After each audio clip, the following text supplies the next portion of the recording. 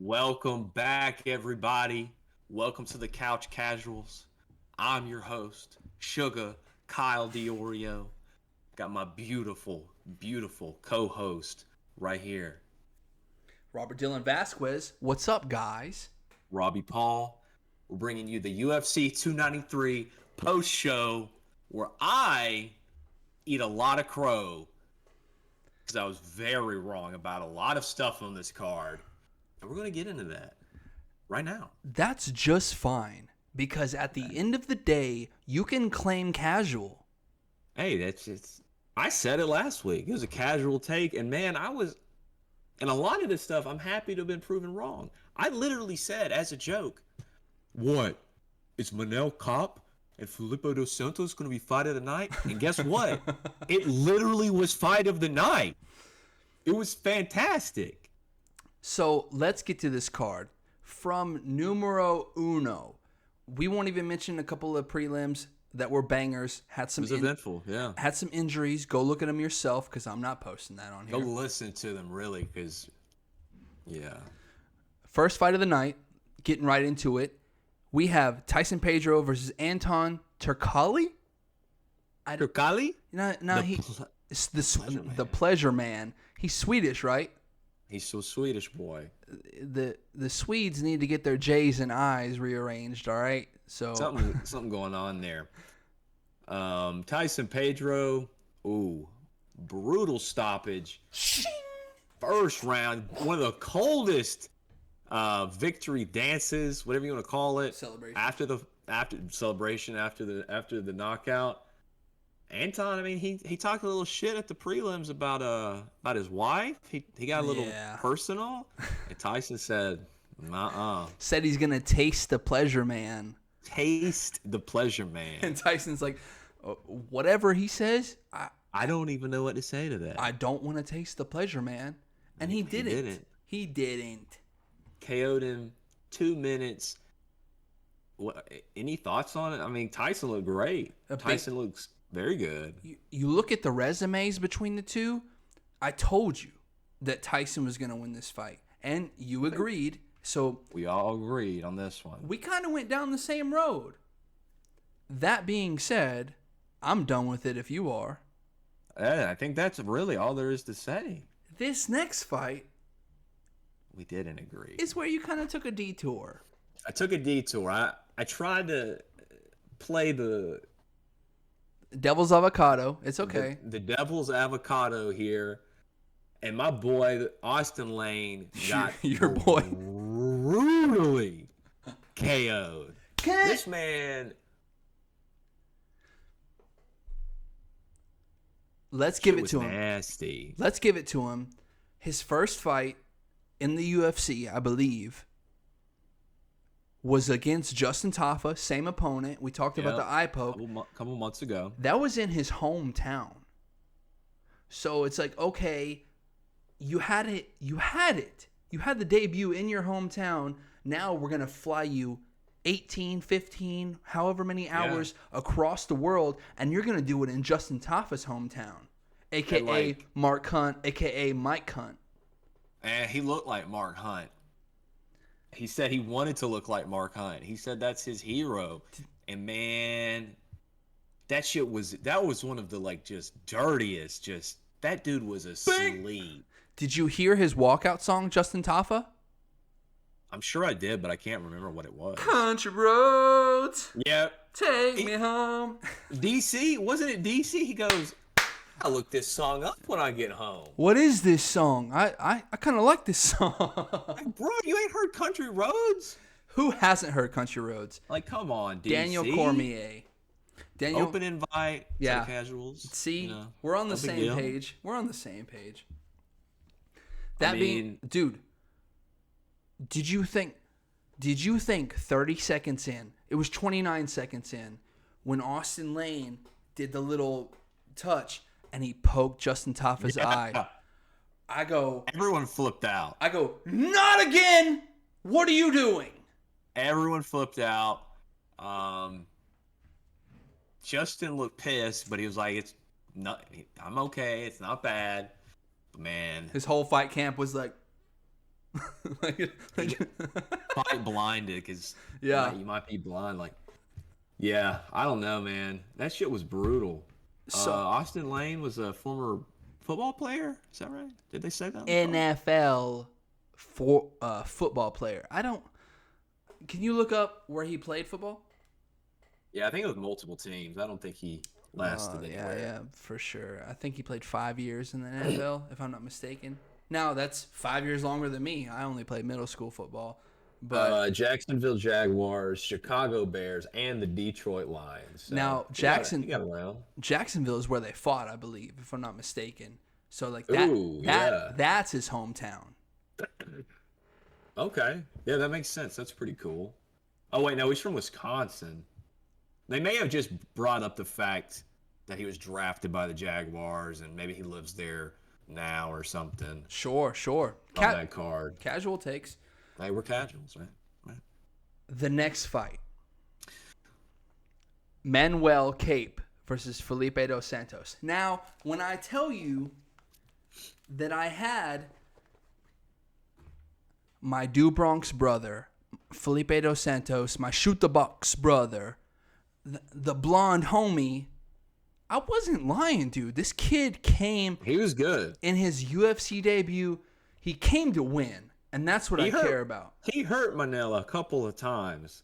Not too bad, like not like actually go down hurt, but he clearly stung him, and Manel gave him props and respect during the fight. It was a tough fight. He gave him baby deer legs. He wobbled him a couple times, and Manel wobbled him a couple times, so the kid can take a shot. A good couple times. And Manel is known for knocking these dudes out cold in the flyweight division. So when you say, "Hey, I supposed to fight Kai Kara France, and I'm supposed to fight top 5," you couldn't even beat somebody that's unranked on their debut. You need to hush. You might want to hush, but you got a little built-in argument. We weren't preparing for this fighter. Blah blah blah blah blah. He still won, and he had an interesting post-fight speech. Not original, kind of duplicated. He's one of two. He's one of two on the night. Something that doesn't happen in years. If you want to look at his post-fight interview, we're not going to say it, and we're not going to post it on here, but he wasn't the only one to say it, and that's what I'll give him. He was not the only one. He dropped the double GOT, and that's what you don't do on ESPN, Manuel Cape. And did you see in the first one, Charles Radke also dropped the word earlier in the night. Prelim fighter. DC's interviewing him, and DC's just like, no, the first one, DC just kept the mic there, just smiling like he wasn't even listening. And then the second Manel said it, he ripped it away. He knew he got in trouble. Of course, you can't say that.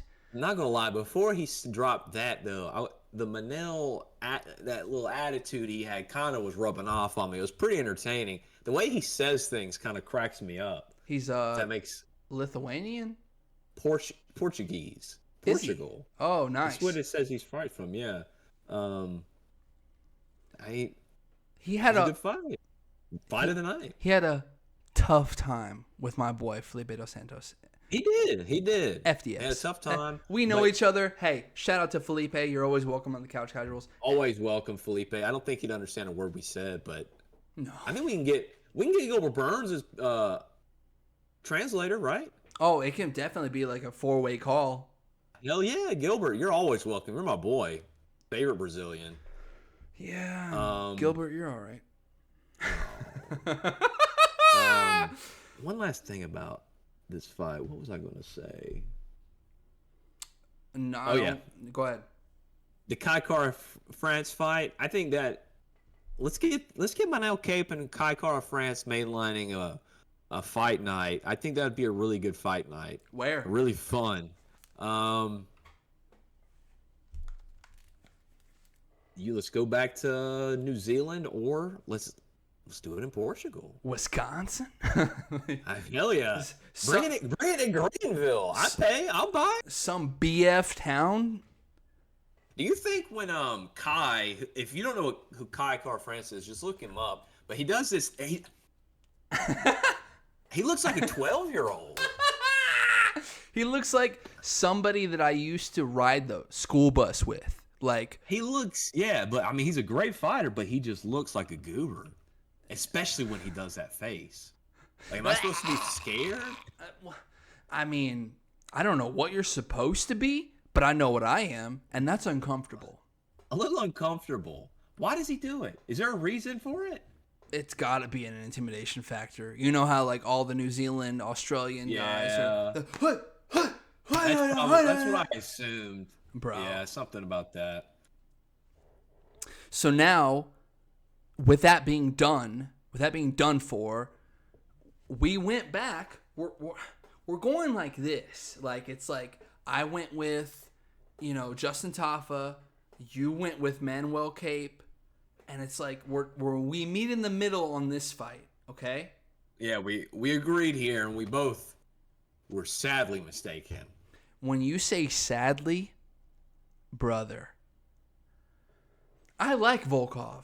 I have nothing against Volkov. What's your favorite, I'd say, combat sports movie?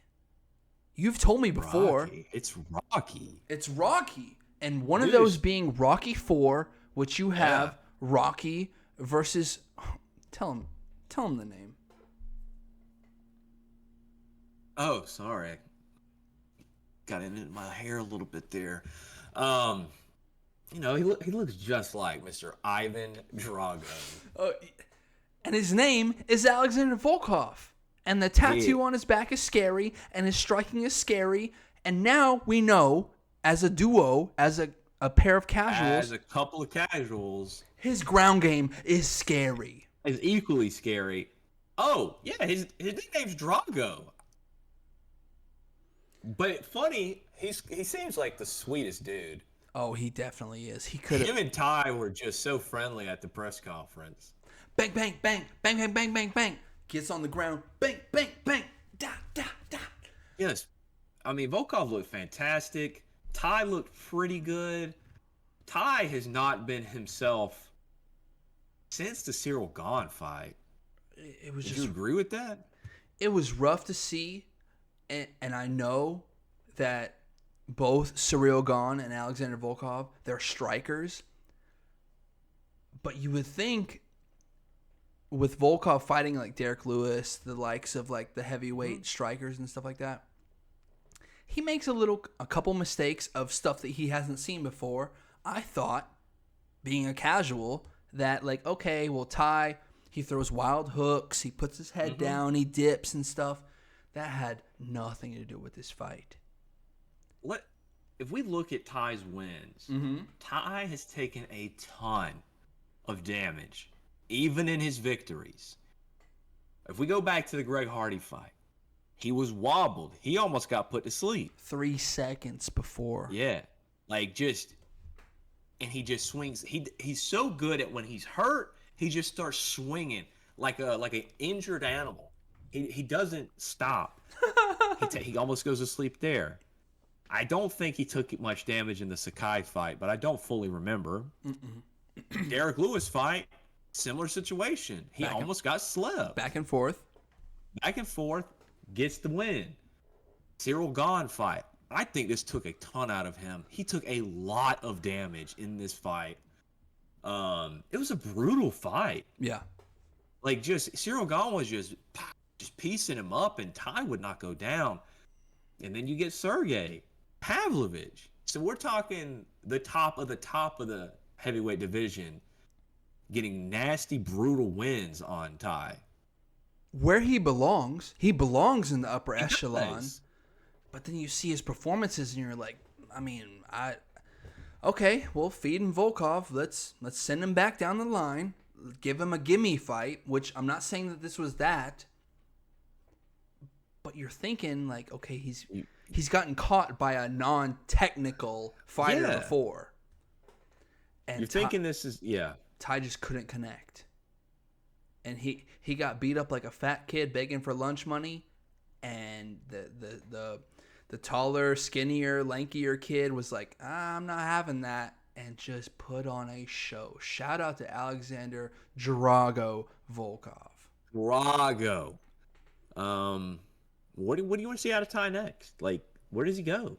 He needs to recover. This slide is. He had like just this monumental rise, and then he's just falling. So when I tell you this, it's going to be redundant because this is what I did want for Ty. Give him give him a striker. Give him somebody who's going to stand up with him. Because if you give him a Curtis Blades, that you're not going to see the best out of Ty. No, please do not give us a Curtis Blades fight. You know, I know Tom Aspinall and those other guys like the Sergey Pavlovich. Like those guys are upper echelon. They're going to fight probably the winner of Stipe versus John Jones unless they retire, and then there's going to be an interim, and then there's not going to be an inaugural belt, whatever. We got on that last week, and I got a lot of hate for it in my DMs. Did you really? I did. They're like... That's hilarious. You know, whatever. So, I think that this is... Let's look. This is what I wanted for Ty. And it was supposed to be spoon-fed to him, and he just couldn't capitalize. I think he was too nice. Let's see him. Let's give him someone top 15.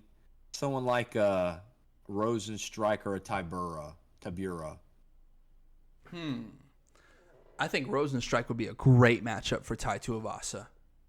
I think it would be a fun fight. Someone's going to sleep again. I picked that one. I would be with the Rosenstrike fight. I think that would be fun. I picked that one.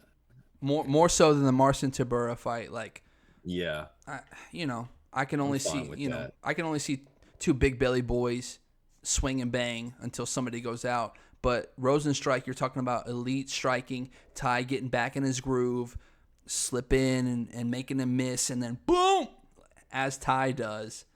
Let's see it. Being a fan favorite, that was the co-main, right? In the dinky down under. I need you. I was quoted as saying that, but I need you to retract that. I retract this because this was a good pay-per-view. This is a very good pay-per-view. A lot of fun fights. 3 knockout first-round finishes, not knockouts. One was a submission, but and then the main event, maybe one of the biggest shocks of my entire viewing. I mean, Sean Strickland outpoint Israel Adesanya.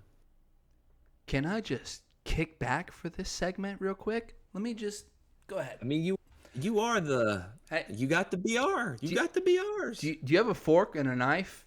Because I mean, you gonna feed me the humble pie? These are a lot of words that you have to eat. So what I'm gonna do with the rest of us know-it-alls, you and your casuals. Here you go. Go ahead.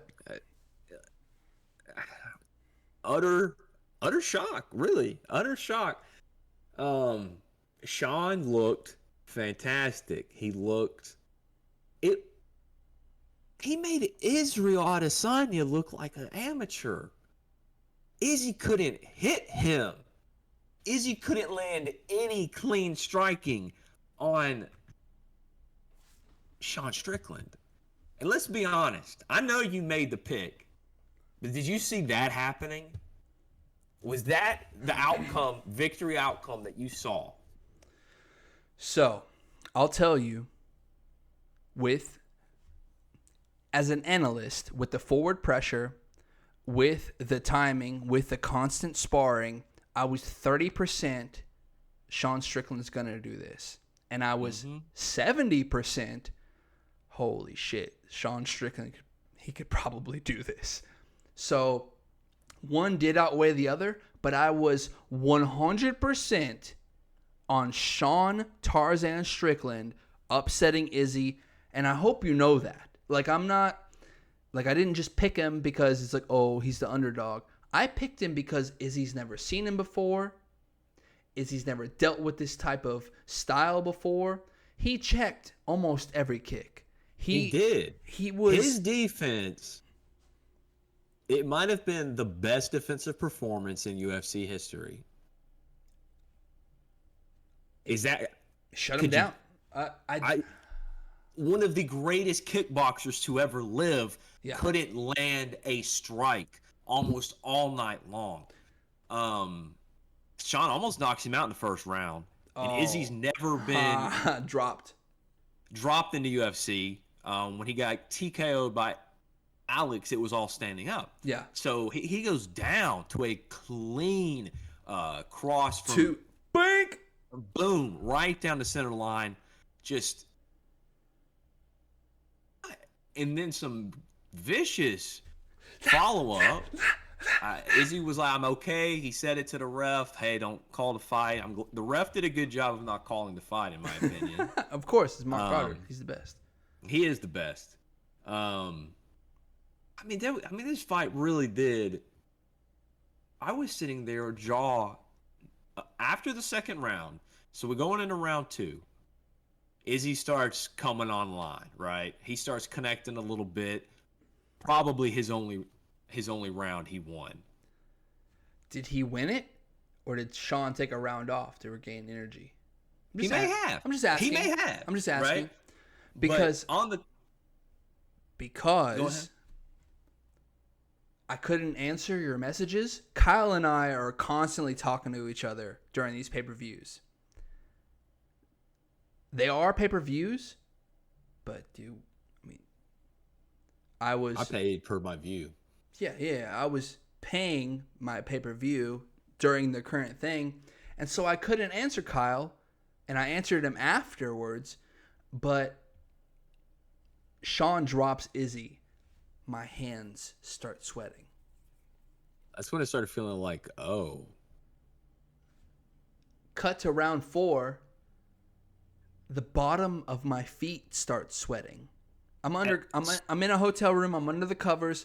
I'm literally, I don't know what to do with myself. But let's backtrack a little bit. Round 2. Let's break this whole thing round by round. Do you think round 2, Sean goes, I can't believe I just did that. I'm up 1 round on the GOAT of the middleweight division. Now some would argue Anything's possible. Some would argue it's Chael Sonnen. And then some would argue that. Some casuals would be like, "Oh, it's Anderson Silva." Anderson Silva. Whoever that is. And then you have all the rest of us that are like, Izzy, he did beat Anderson. Didn't face Chael. Too scared. It was... and then you have Izzy, who has lapped the division a couple times. Yeah. Kind of made it, for lack of a better word or term, boring in the 185 division. A little bit. You could say that because it's not. He's made everybody look particularly easy, minus Alex. Everybody is pedestrian except for Izzy. I mean, you got Alex, and then he cold clocked Alex. Bow and arrow. So it's like, okay, now what? Now you give him some fresh meat. And I don't mean dog meat because we're going to get canceled because whatever's going on. Why would we get canceled? It's not our fault. You play a little footsie with a dog dick. Or, sorry. Anyways. Gross. Sean Strickland in round 3, 4, and 5. You're looking at this guy. He's Philly shell, bringing the knee up, checking the leg kicks, pressure. Izzy's back up against the fence. Constantly. Throwing the right hand, can't find his jab. Eric Nixick. Shout out to Eric Nixick. You're always welcome on the Couch Casuals. Always. After the fight, he had a conversation with Izzy, and Izzy goes, "You saved that man's life." And Eric was like, "Oh, yeah? How so?" He goes, "Every read that I had, you were calling out to him. There was never anything that I could surprise him with. You did a great job as a coach, etc., yada, yada." Paraphrase. But if you go back to round 3, this is where Sean turns it on. Not even turns it on. Is doing the same stuff. Yeah, just 4. Pressure. Round 4. Pressure. Doing the same stuff. Same stuff. Round 5, 30 seconds left. He realizes it at this point. Got this? You ready? Drops his hands. Goes, "What's up? What's up?" And gives Izzy the Max Holloway, the Diego Sanchez, the chance to... The let's go. My chin's right here. I've been beating you for, I'd say, 4 rounds to 1. But that's just my casual take. And 4 rounds to 1. And where is Izzy? He's on his bicycle. Izzy looked shook by the end of this fight. He didn't look like his confident, normally very confident self. I think in between rounds, it's later mid-fight somewhere, 2-3. Mm-hmm. You hear him go to his coach. I can't find my jab. Can't find my jab. I was gonna ask you, like, did you hear this? Like, Eugene Behrman and Israel Adesanya. You're talking about 2 of the greatest minds in MMA, and he goes, "I can't find my jab." One of the greatest strikers that the UFC has ever seen, if not the greatest tactical striker we've ever seen, couldn't find his most basic weapon against Sean. Sean's defense was so on point. He could have beaten anybody Saturday night. It was really, really mind-blowing. What other points did I want to make about this fight? There was so much. Do you think... How much? Oh, go ahead.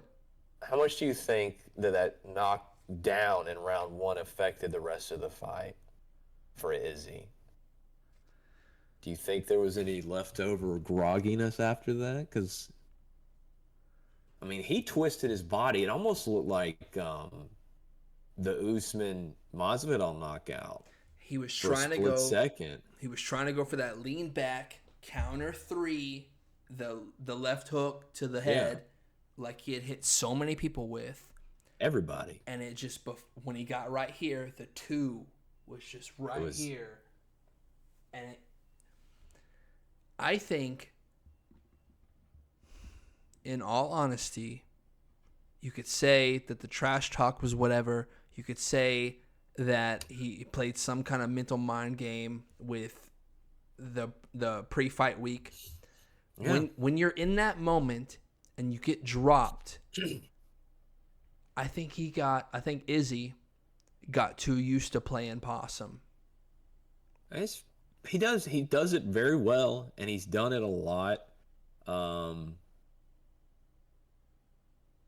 It was a different fight for Izzy.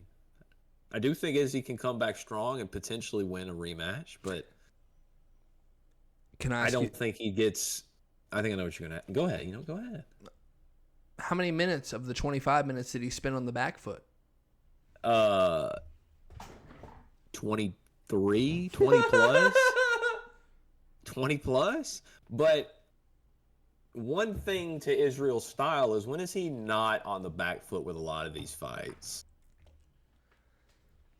This was a different situation, but it is also something he likes to do. He likes to be kind of counter. Think of his 2 famous knockouts. He was kind of on the back foot with both of them. Bang, bang. I get that, and Sean just wasn't silly enough to follow through. I'm going to be here. I'm going to be here straight up. I'm going to stand straight up. What do you got? I'm going to counter your counters. That's chess. Yeah. That's a different level. I think the first round was super big for Sean. Not just because of the knockdown. Obviously, the knockdown is the reason. But prior to the knockdown, a lot of people said Sean looked nervous on the walkout. He looked crazy nervous. But was it crazy? Was it crazy nervous or crazy focused? It could have been focused. It could have been a little bit of both. It may not have been nerves like, I'm scared of Izzy. This is my first title fight. This is my first pay-per-view main event nerves. I think anybody could get nervous during that situation. Absolutely. He was biting on so many of Izzy's kick feints. He was like jumping hard. after that knockdown, I don't think he bit on those fakes as much. I mean, you can only bite on so many before it's like, okay, Yeah, that's I mean, all he's this trying is to do true. is he's trying to feint me. Though the best option he's got that he hit Alex with was an overhand two. So as long as when he throws it, I'm like this, or I get out of the way like this. That's about it. He's not gonna hit me with a massive body shot. He's kicking me to the body. He's kicking me to the leg. I'm checking everything. He's not gonna hit me with a stiff jab because he can't find it. Because Yeah. I'm doing a really good job of hiding behind my shoulders. My chin's not here for the jab.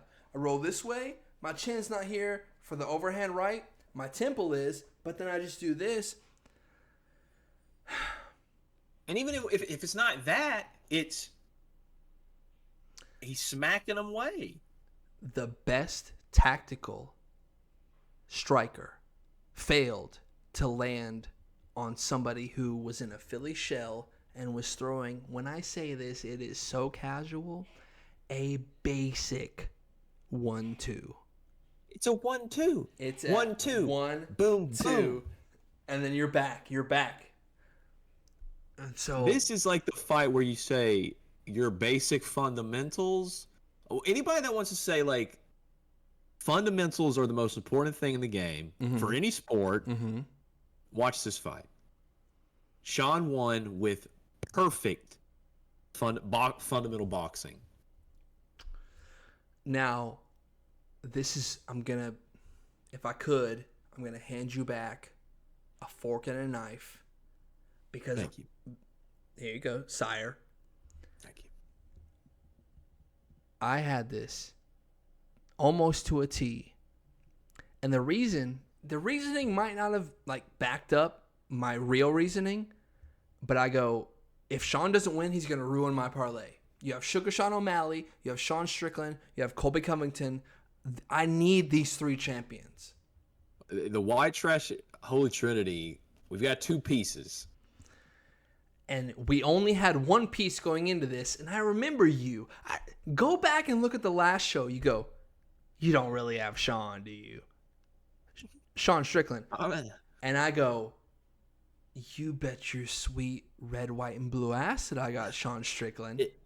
Maybe I'm a casual, but I didn't think Sean had any chance against Izzy. I say you and 99% of MMA fans, they thought this was a pig going to slaughter, okay? Most experts, no expert had Sean except for Alex Pereira. So we have the first fight where we both had Tyson Pedro. We had the differential between Austin Lane and Justin Taffa, where I'm over here. Didn't go my way. And then you had the Felipe dos Santos and the Manuel Cape. So you're back on track. And we're looking okay, yeah. We both had Tai Tuivasa, which didn't go as we planned. And then the main event, I had a lot of confidence going into this main event. we just split. And I like Izzy. I do like Izzy. I like the French tips. I like the brashness. I like Izzy. I did not want to see Izzy lose. I just wanted to see Sean win. And that's all. I'll leave it at that. I'm not a big Sean Strickland fan. I don't dislike him. I think he's hilarious. To see him win was still exciting. Yeah. Because as a fan, it's like, I just watched that happen. Of course. That's why this sport is the best sport on the planet, because someone who is a plus 440 underdog can win on Saturday night. Now, if you would have been smart, and I don't want to discredit any of our friends or any of our fans, but if you were smart, Saturday you would have went to DraftKings.com/CCMMA, and man, I think you could have made a buku of money, right? Yeah, there's a lot of. I think I saw a bet earlier, literally today. Someone put $1,000 on Sean, and I think he paid out well over $5,000. something like that. I don't know exactly, And but it was. that was with or without our promo code? He didn't use our promo code. If it Oh, was with the promo code, he'd have made at least double, five. triple. Yeah, yeah, something like that. Okay. Um, That being said, I think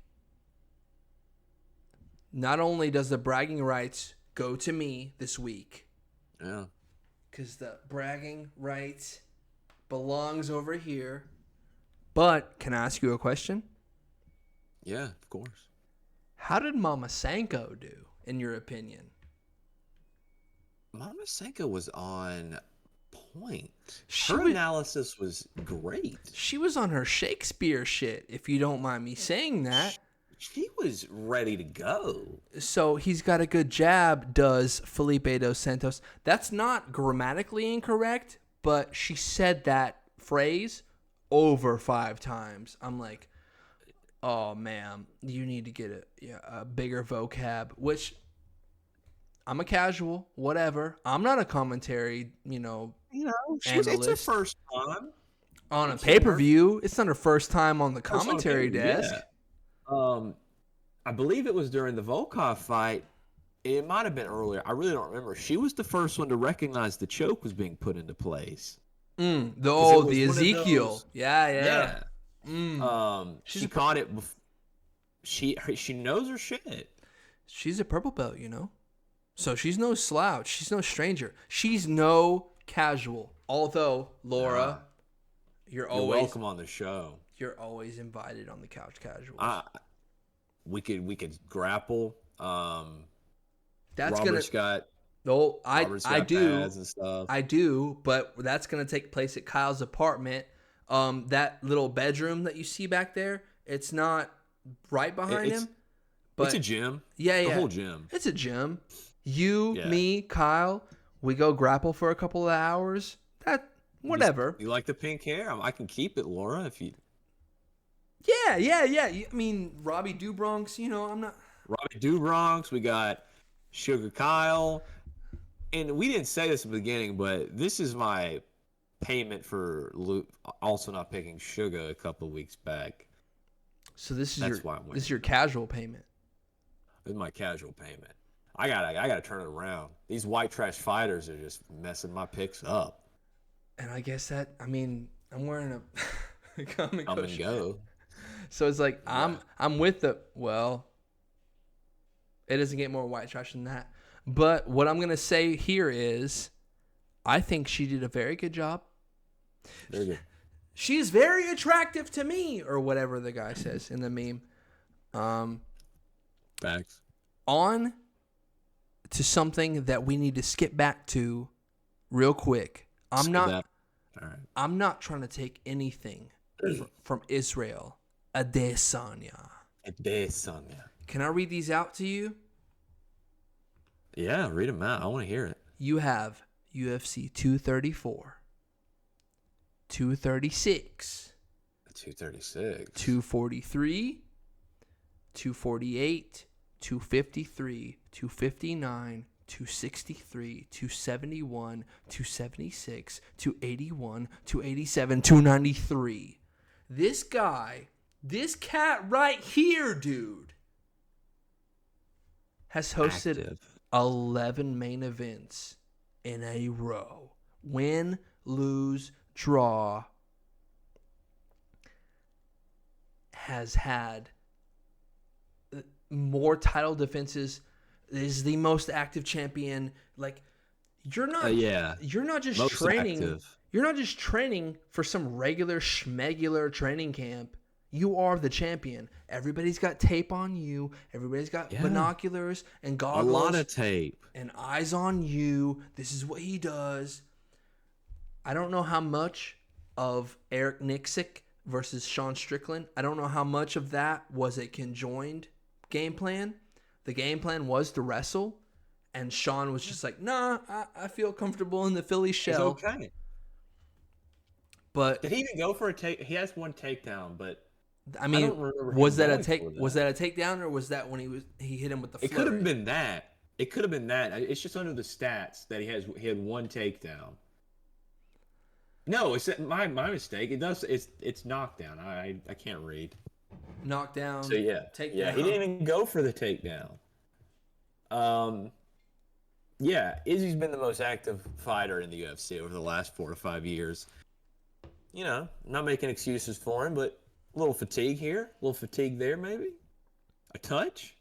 I mean, Dominic Cruz said it best. He goes, I fought for the title 3 times in 1 year. 3!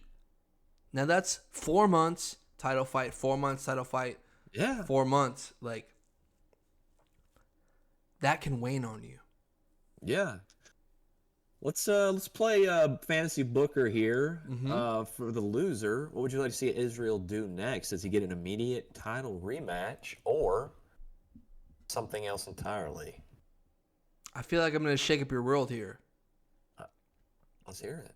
I feel like the number one contender fight is Paulo Costa versus Hamzat Chimaev. And I think that Israel versus Dricus du Plessis should take place regardless of a title. Regardless of a title, they fight for the interim title. They fight for the King of Africa. They fight for, like, that heat is already there. If you were to miss that, It's established. if you were to not capitalize on that heat, it doesn't have to be for a title. These guys win at each other. What's up? What's up? What's up, my? Like, What's up, Oos? what's up, Oos? You feeling a little oosy? Not Oosy. What? That being said, what are your thoughts? What is next for Israel Adesanya? Because I swear to God, I'm pulling it up right now. 34, 36, 43, 48, 53, 59, 63, 71, 76, 71, 87, 93. If you fucking... Sorry, that's our one. That's our one. If you put him in a main event title fight, Robert Whittaker is going to be pissed. Derek Brunson's going to be pissed. He did not. He won it back from Alex, but he did not defend his title. He did not. All right.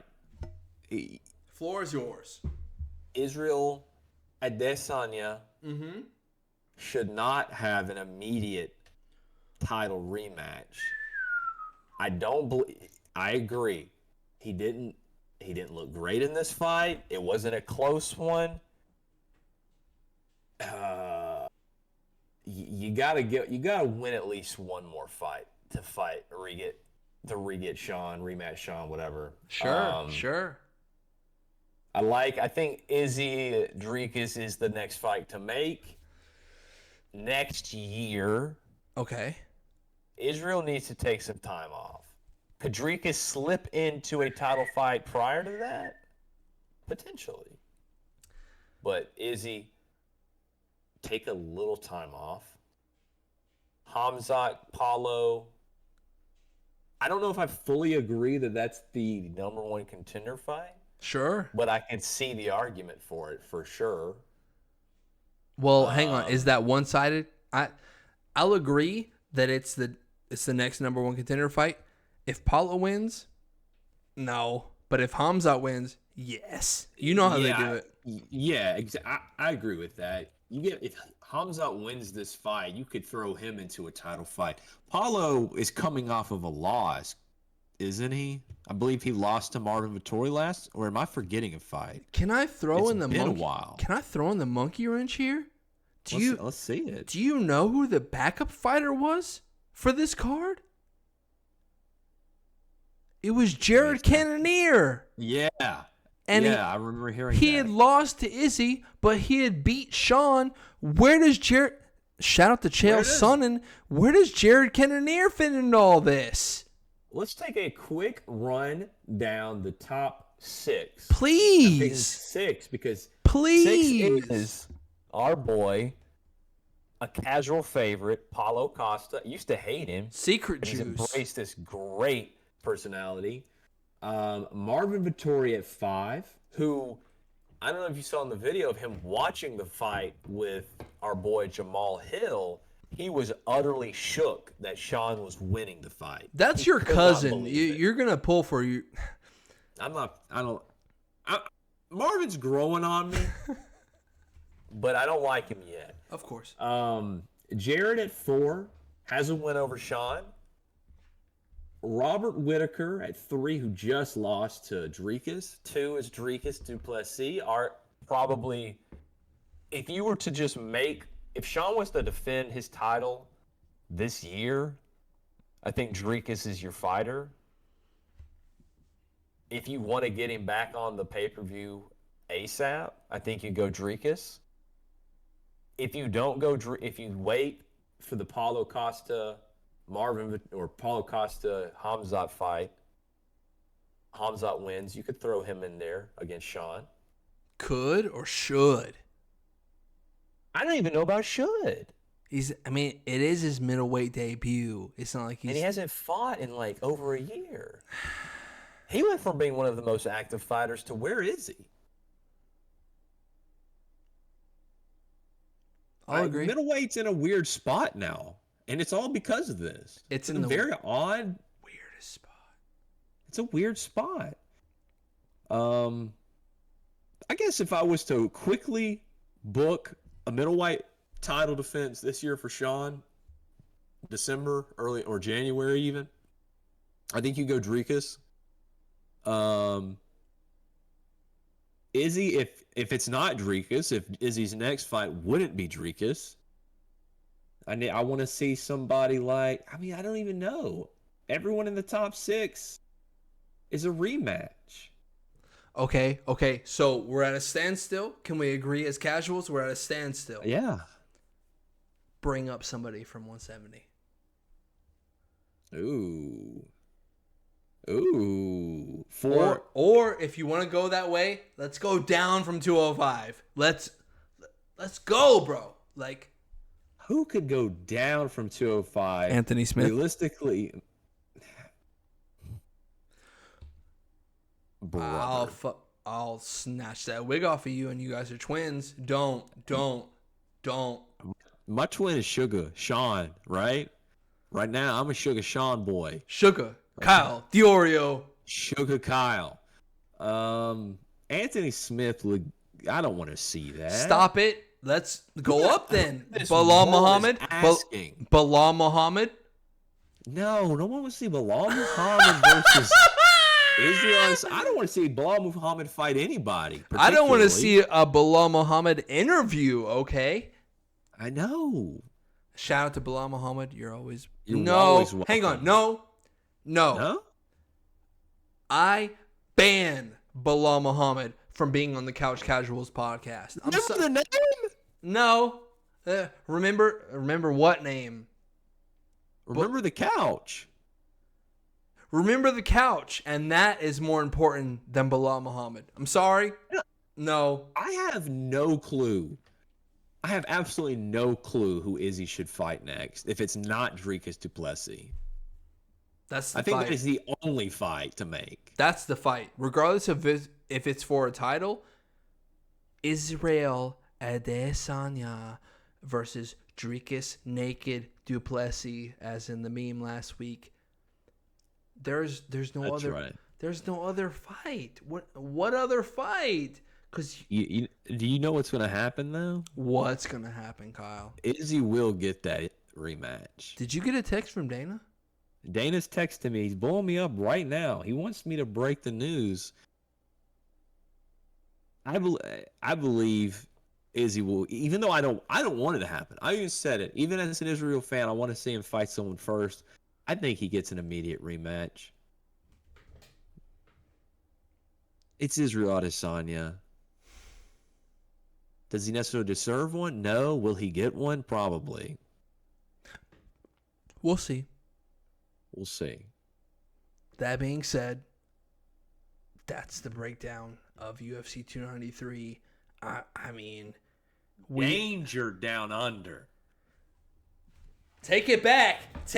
You said dinky. No dinky. You said dinky. There was a lot of brutal knockouts. A lot of dangerous men. Yeah. Hit him with the samurai to Ghost of Tsushima. It was good pay-per-view. It was scale of 1 to 10. A solid 7. I gave it a 7.5, but there has been technical difficulties with the intro images. Regardless, we are upgrading as we speak, as we talk to you, the casuals. We are upgrading as smoothly and as possibly as we can. We should be transparent with our fans. Friends, friends and fans. We're losing one of my favorite things that we've done on this podcast. We're probably going to have to remake the intro theme. Its time is trademarked.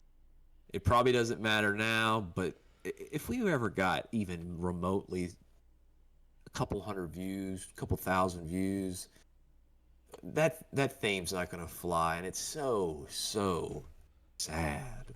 So, that being said, I know that you probably can't hear this, but we're going to play this one last time. It's the final time? I think this is the final time we play this. Oh. Now, behind the scenes, casual fans, I said to Kyle, yo, I play with some kind of Mixcraft audio mix. Like, what would you like? And he goes, something in between like a guitar riff and a hip hop beat. And I go, why not both? Why not both?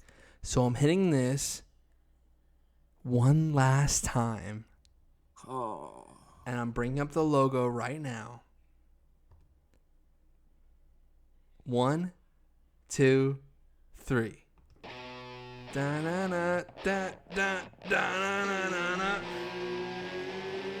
It's so good. Time! I'm so sad. It's going away. Guys, you have any thoughts? What can we replace It's Time with? Is there something we've done on the show that could sound cool there? Is there something that we say? Should we just not have any vocal? Give us some input. I think... Comment below. Comment below, like, subscribe, share with your friends.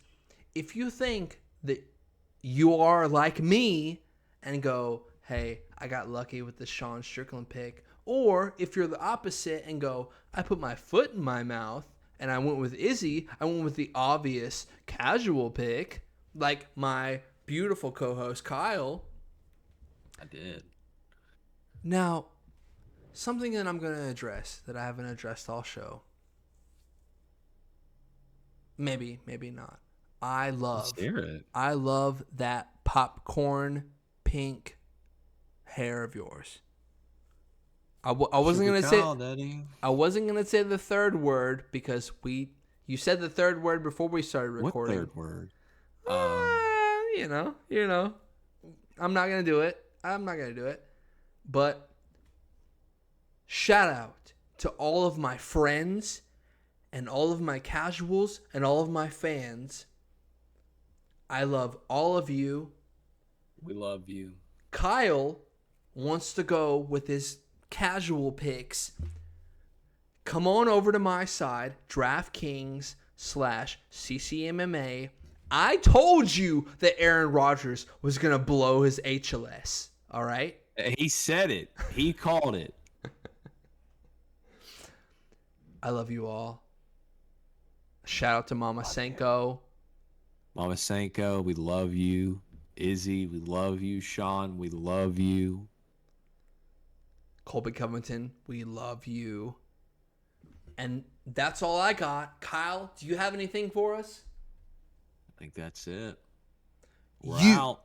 You are watching The Couch Casuals. I'm your host, Robert Dylan Vasquez. This is my beautiful my host, Kyle DiOrio. DiOrio, baby. Kyle. Sugar Kyle. Sugar Kyle. Splenda Kyle, baby. And we will see you next pay-per-view.